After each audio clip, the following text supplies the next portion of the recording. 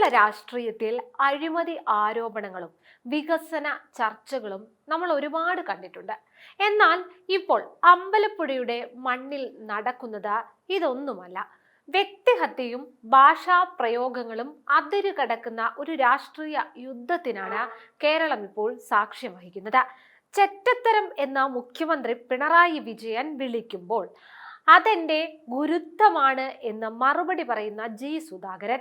Party വിട്ട UDF സ്വതന്ത്രനായി അമ്പലപ്പുഴയിൽ മത്സരിക്കുന്ന സുധാകരനെ പിണറായി നേരിടുന്നത് വെറും ഒരു രാഷ്ട്രീയ എതിരാളിയായല്ല, മറിച്ച് ഒരു കൊടും ശത്രുവായാണ്. എന്താണ് അമ്പലപ്പുഴയിലെ ഈ തർക്കത്തിന് പിന്നിൽ? എന്തുകൊണ്ടാണ് പിണറായി വിജയൻ ഇത്രയേറെ പ്രകോപിതനാകുന്നത്? നമുക്ക് വിശദമായി പരിശോധിക്കാം. നിയമസഭാ തെരഞ്ഞെടുപ്പിലെ ഏറ്റവും വലിയ ഹൈ പ്രൊഫൈൽ പോരാട്ടങ്ങളിൽ ഒന്നായി അമ്പലപ്പുഴ മാറിയിരിക്കുകയാണ്. CPM-ന്റെ മുതിർന്ന നേതാവും മുൻ മന്ത്രിയുമായ ജി സുധാകരൻ പാർട്ടി വിട്ട UDF പിന്തുണയോടെ മത്സരിക്കാനിറങ്ങുന്നത് ഇടതുപക്ഷ ക്യാമ്പുകളെ വല്ലാതെ പിടിച്ചുലച്ചിട്ടുണ്ട്. മനോരമ ന്യൂസിന് കഴിഞ്ഞ ദിവസം നൽകിയ അഭിമുഖത്തിൽ മുഖ്യമന്ത്രി പിണറായി വിജയൻ സുധാകരനെതിരെ നടത്തിയ ചെറ്റത്തരം എന്ന പ്രയോഗം ഇപ്പോൾ വലിയൊരു രാഷ്ട്രീയ ചർച്ചയ്ക്കാണ് തിരികൊളുത്തിരിക്കുന്നത്. രാഷ്ട്രീയ വിയോജിപ്പുകൾക്ക് അപ്പുറം വ്യക്തിപരമായ അധിക്ഷേപങ്ങളിലേക്ക് മുഖ്യമന്ത്രി കടന്നോ എന്ന ചോദ്യമാണ് ഇപ്പോൾ ഉയരുന്നത്. മുഖ്യമന്ത്രിയുടെ ചെറ്റത്തരം എന്ന വിളിക്ക് ജി സുധാകരൻ നൽകിയ മറുപടി കേവലം ഒരു പ്രതിരോധമല്ല, മറിച്ച് അറിഞ്ഞുകൊണ്ടുള്ള ഒരു പ്രഹരമാണ്. ചെറ്റ എന്നത് അടിസ്ഥാന വർഗത്തിന്റെ വീടാണെന്നും 18 വയസ്സ് വരെ താൻ അത്തരമൊരു പുരയിലാണ് വളർന്നതെന്നും പറഞ്ഞ സുധാകരൻ മുഖ്യമന്ത്രിക്ക് മലയാള ഭാഷയുടെ അർത്ഥഭേദങ്ങൾ അറിയില്ലെന്ന് പരിഹസിച്ചു. ഇവിടെ സുധാകരൻ ലക്ഷ്യം വെക്കുന്നത് മുഖ്യമന്ത്രിയുടെ എലൈറ്റ് രാഷ്ട്രീയത്തെയാണ്. പാവപ്പെട്ടവന്റെ കുടിലിനെ ആക്ഷേപമായി ഉപയോഗിക്കുന്ന മുഖ്യമന്ത്രിയുടെ ശൈലി കമ്മ്യൂണിസ്റ്റ് വിരുദ്ധമാണെന്ന് അദ്ദേഹം പറയാതെ പറയുകയാണ്. മുഖ്യമന്ത്രി എന്നെ ചീത്ത വിളിച്ചാലും ഞാൻ അദ്ദേഹത്തെ തിരികെ ചീത്ത വിളിക്കില്ല, അതെന്റെ ഗുരുത്വമാണ് എന്ന് പറയുമ്പോൾ രാഷ്ട്രീയമായ മാന്യതയിൽ താൻ മുഖ്യമന്ത്രിയേക്കാൾ ഒരുപടി മുന്നിലാണെന്ന് സുധാകരൻ അടിവരയിടുന്നു. പിണറായി വിജയന്റെ പാർലമെന്ററി മോഹങ്ങളെയാണ് സുധാകരൻ അടുത്തതായി കടന്നാക്രമിച്ചത്. 9 തവണ മുഖ്യമന്ത്രി മത്സരിച്ചത് പാർലമെന്ററി മോഹമല്ലേ എന്ന സുധാകരന്റെ ചോദ്യം CPM-നെ പ്രതിരോധത്തിലാക്കുമെന്ന് ഉറപ്പാണ്.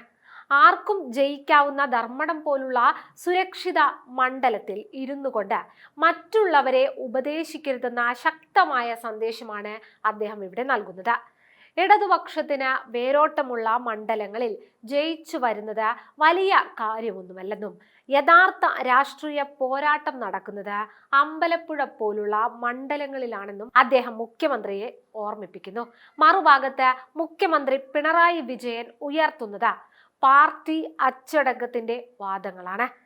വ്യക്തി പാർട്ടിക്ക് അതീതനായാൽ അത് തിരുത്തിക്കുമെന്ന മുഖ്യമന്ത്രിയുടെ മുന്നറിയിപ്പ് സുധാകരനെ മാത്രം ലക്ഷ്യം വെച്ചുള്ളതല്ല, മറിച്ച് പാർട്ടിയിൽ നിന്ന് പുറത്തു പോകാൻ ആഗ്രഹിക്കുന്ന മറ്റുള്ളവർക്ക് കൂടിയുള്ള ഒരു താക്കീതാണിത്.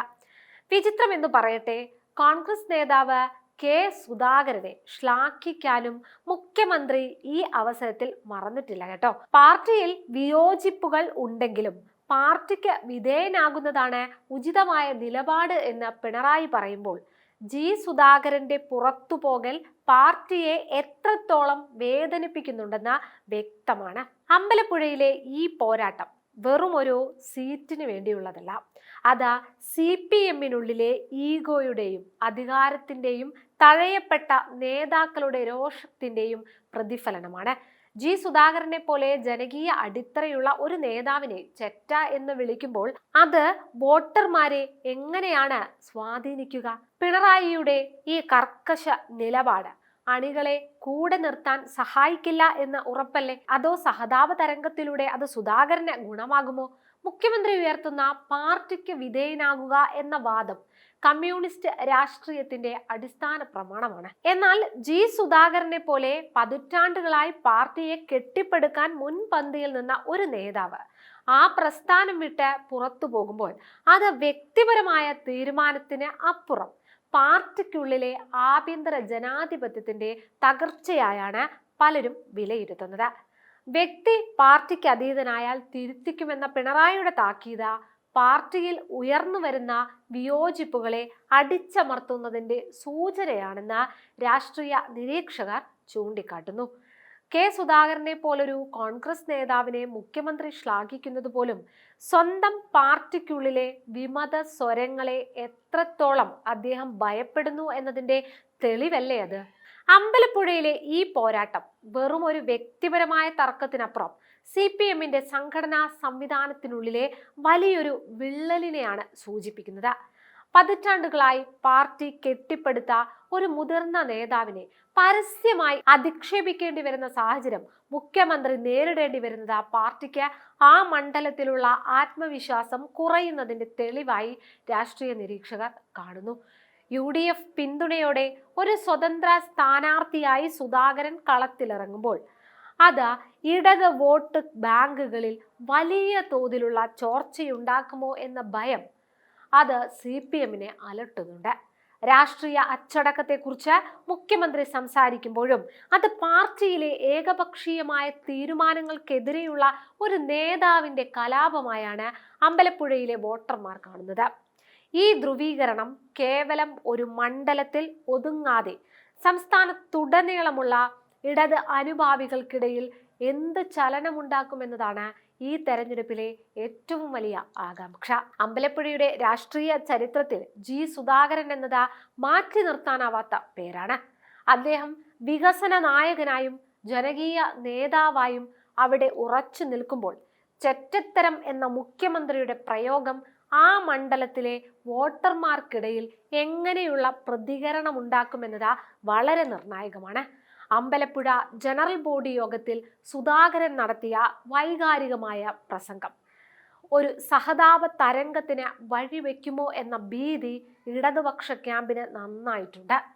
പാവപ്പെട്ടവന്റെ ചെറ്റപ്പുരയെ ആക്ഷേപിച്ചു എന്ന സുധാകരന്റെ വ്യാഖ്യാനം താഴെത്തട്ടിലുള്ള വോട്ടർമാരിലേക്ക് എത്തുമ്പോൾ അത് മുഖ്യമന്ത്രിയുടെ പ്രതിച്ഛായയ്ക്ക് മങ്ങലേൽപ്പിക്കാൻ സാധ്യതയുണ്ട് എന്നത് തള്ളിക്കളയാൻ കഴിയില്ല.